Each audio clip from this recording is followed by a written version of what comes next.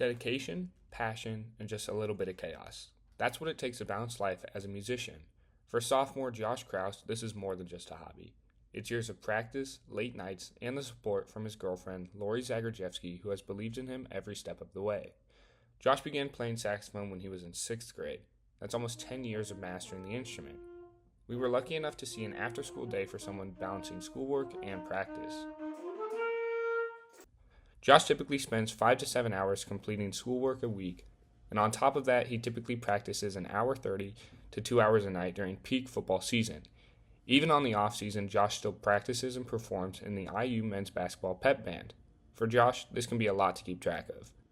When asked what the hardest part was, he said, The hardest part is being consistent, after a long day or a long weekend, especially when it's hot out in the summer, and then having to do the assignments the next day on Sunday. That's always the hardest part, is staying consistent and never faulting in your commitment to your schoolwork. And I can't say I've been perfect, but, I've tried my best. But who is? Josh manages his stress by taking part in things he enjoys. He stated after every practice session with band members, or even at his house by himself, he enjoys getting or making food. This is a way for him to relax after a busy day. Speaking from experience, it really stinks having to write like a 4 or 5 page essay right after a football game. So it's best to make the most out of your experiences by not having to do schoolwork when you're with friends or whatever. A year ago?